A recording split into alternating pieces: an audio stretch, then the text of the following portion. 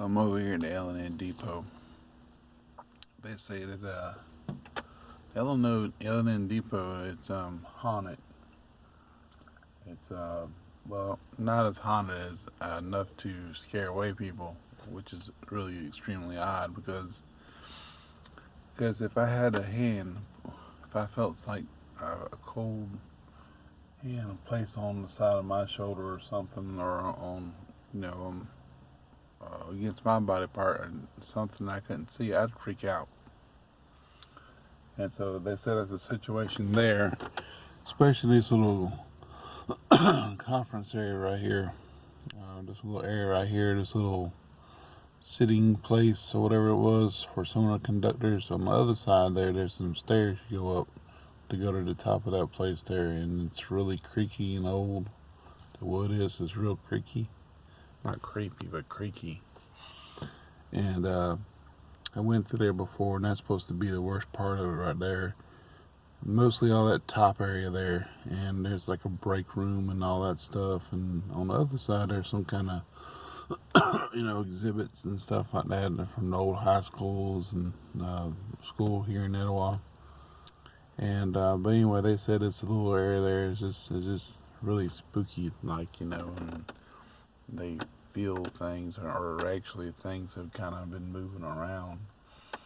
And I went through there with my son a few years ago, and even several years ago. Never really run into anybody or anything. They also got stuff downstairs here at the bottom. But I think their version of haunted, it's a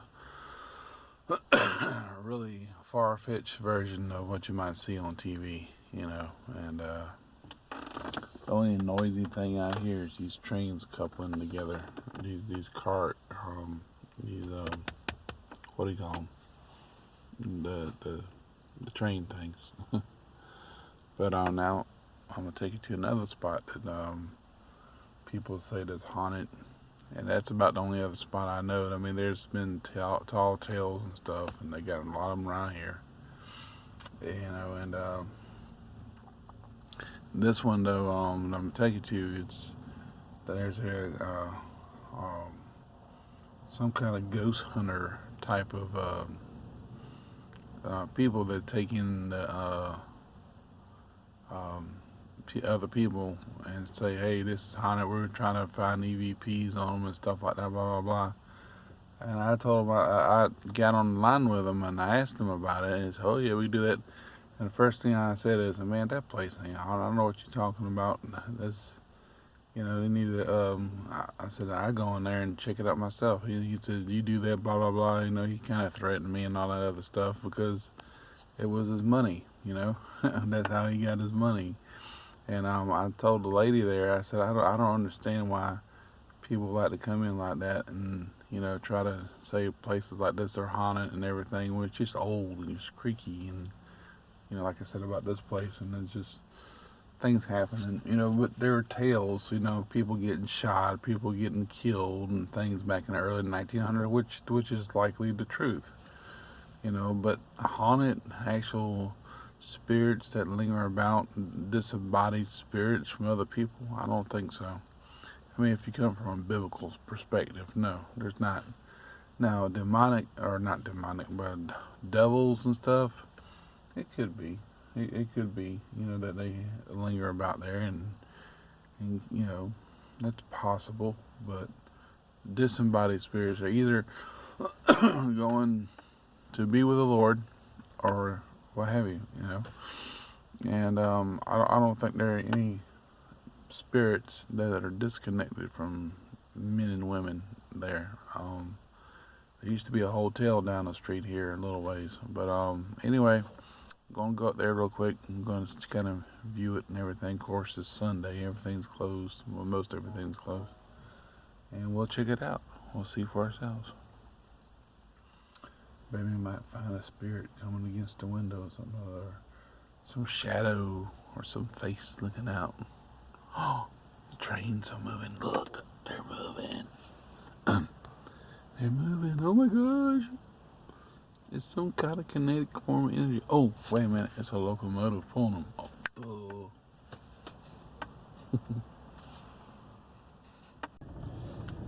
Well, I had a friend tell me, oh, right over there, that there used to be a Coca-Cola bottling company right over in that area. Now we're at Bargain Barn here. What I'm gonna do is back up. I'll tell you the truth. There seems to be more creepy places.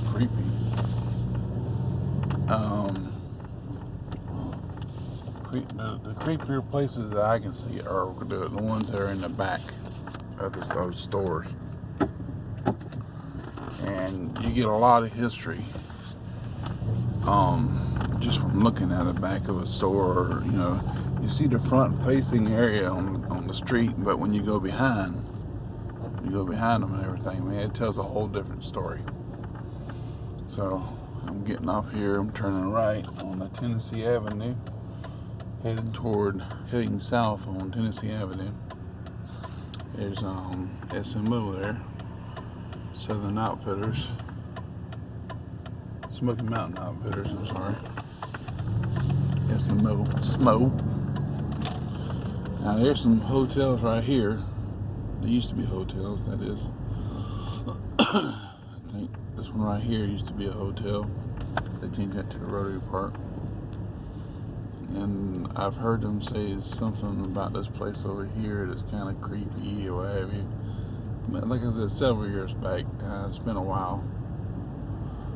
I mean, oh yeah, and the Gym Theater.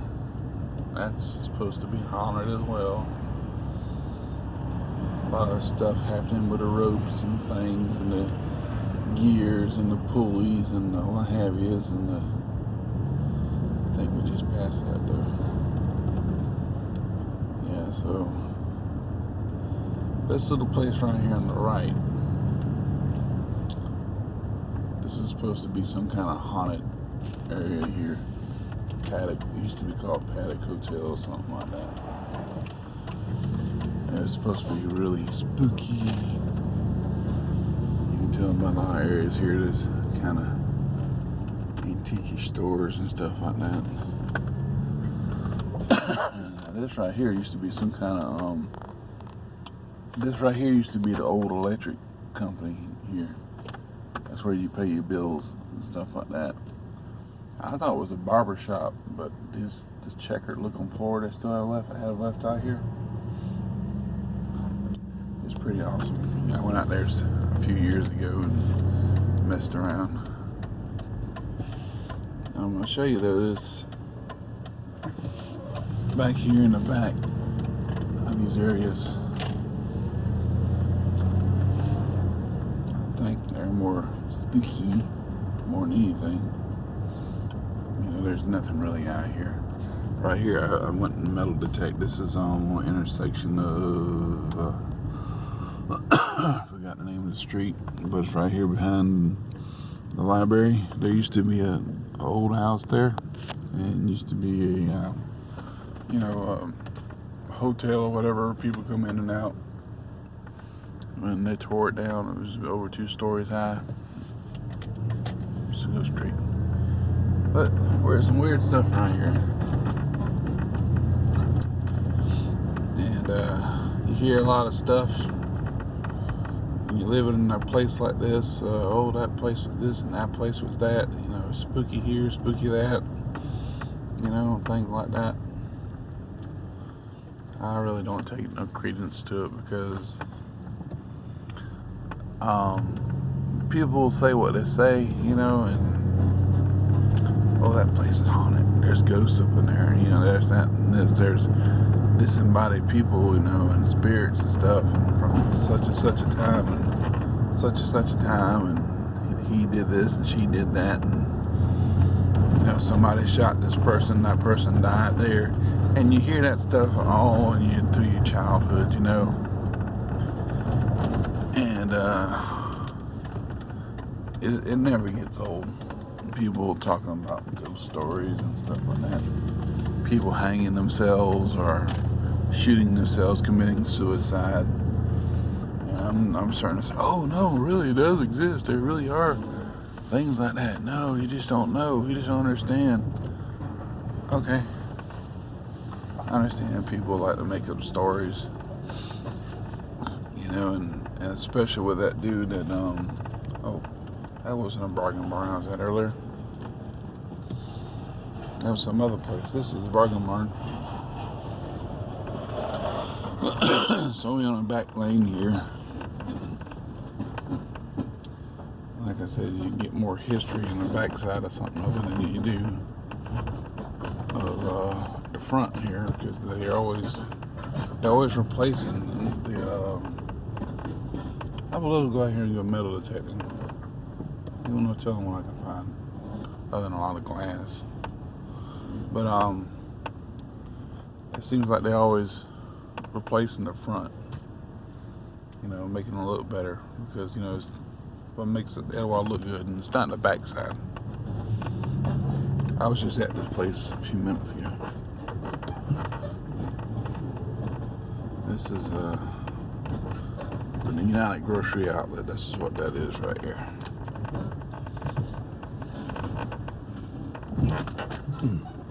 See, you can see a lot of history just from looking at the backside of things. And they're constantly, replacing stuff. And that over there, that's the Rotary Park.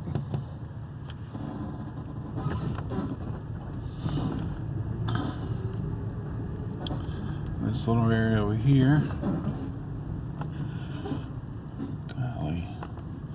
Wow, you got like a little apartment complex with a trampoline. Yeah, cool. Now this is interesting. They finally fenced this off. But on the front side of that, you can see that main supporting beam right there. They blocked that in with some cylinder blocks to keep the structure sound. But on the front side, it was all, it looks real nice and pretty. And there's still some areas there that they, I guess they have some business in or whatever, but the back side of it is crumbling pretty much and falling apart until they put that area there. I mean, not the area, but cylinder blocks and things like that. They kind of support it and reinforce it.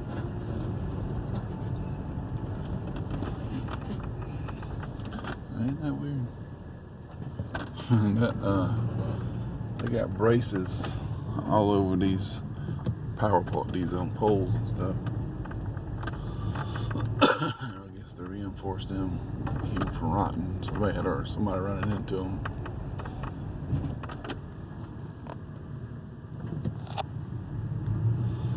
It's a little place of business. I don't know what in the world they do over here. I have no idea. I think it's some kind of insurance. Man, what it must cost to move all them rocks there, though. Boulders.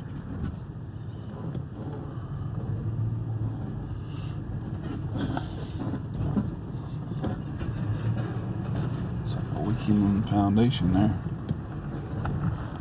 This is Pooch Caboose. I forgot what this place used to be. I don't know whether this place used to be old jail or what. You can tell by the bars on the window. Right there. That's where I get my dog bathed at. They got little Kim as her name. She painted some scene there. Now we're going to go to the back side of these.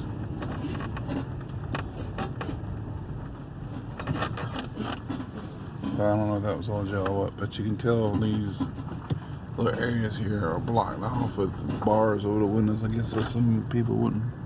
Yeah, Western Auto right here. You can tell by the sign there. GRA. Western Auto. Some kind of back buzzer bell thing so it can get a hold of the people in the front. Look at those windows up there. I don't know if you can see it.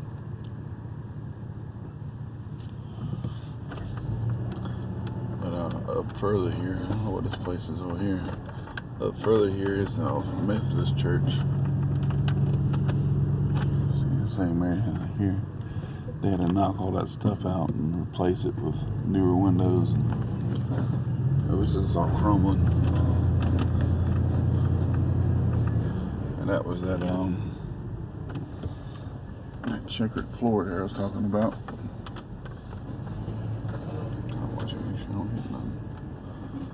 This says, I don't know what it says, something other sportswear. Curtis Sportswear. That's what it looks like it says. From way back. This over here used to be the old post office. They turned it into a gym. Now I think some bikers meet there or something, or some kind of club or something like that. And that's White's Antiques there. Some fish place. Some kind of fish. I don't know what that is. Huh. Oh, probably fishing tackles, reels, lures, some kind of fishing place. Go through here. I don't think I've ever been through here before. Oh, truck. Etowah Drapery.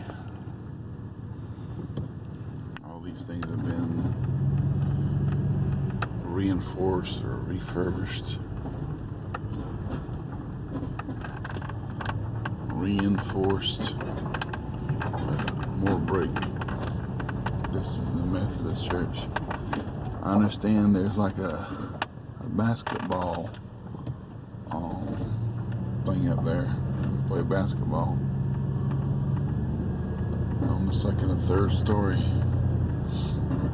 So this place has been around quite a while, you know. Old dilapidated place there. They got churches going on today. Some kind of junkyard over here. Right there. I don't know what happened to the history here, but there used to be some kind of window there and they blocked it out. And there was like a little attachment to that place there, a little addition. And that's old Wesley Memorial there. Of course, there's a lot of churches named after Wesley and his brother. You know, there's two brothers that pretty much made the denomination of Wesleyanism, or what do you call it? Is the what do you call that stuff? They by their belief and stuff.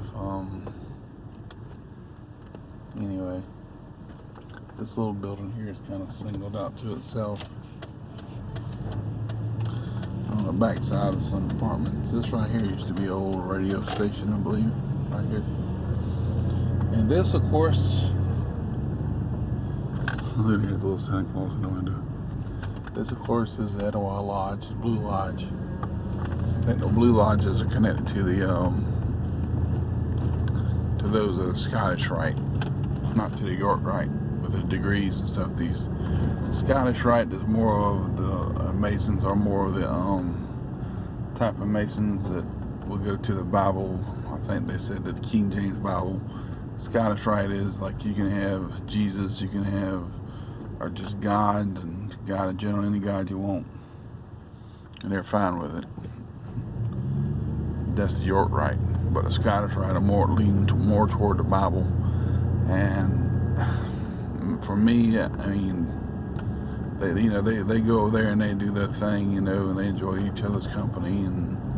But for me, Masons are Masons. I'm not sure I'd want to even join something like that.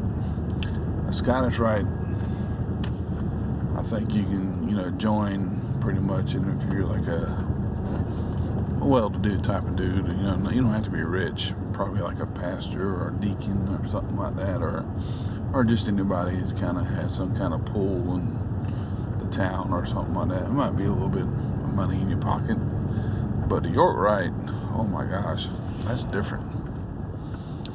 You got to be influential and important. We're going through the back side here.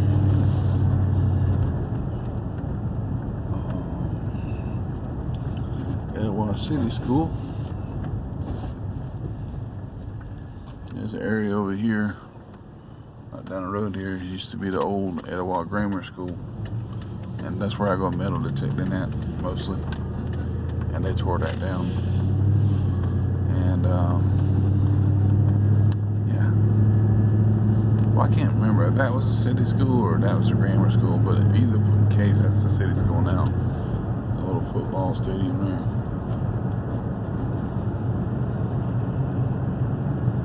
And then you got Mountain View School right there on the top of the hill. I live right at the bottom. You can see my house right now. Right there. So, anyway, that was a bit of a tour of Etowah. Not very thorough, I know, but that's the places they say that are haunted or have roaming spirits in them or something like that, some kind of crazy stuff. And of course, you know, that dude that was trying to get some people in there, I forgot, the Ghost Hunters, East Tennessee Ghost Hunters, whatever that place is called. He was trying to get people in there and charge them such and such amount of money. And that lady told me, she said, well, she takes them through there and they give us a cut of the money and stuff. I'm like, I said, you know, really, those are not really spirits up there, if anything. Oh, I know, but you just let them go up there and for what it is, she gets money. You know, that's how she gets her money. And but anyway, I'm like telling the guy, I said, come on, why are you fooling those people? You're just taking their money and fooling them over ghost stories. And he didn't like that very much. And he was trying to get me banned from going back over there by the owner. This was like 5-6 years ago.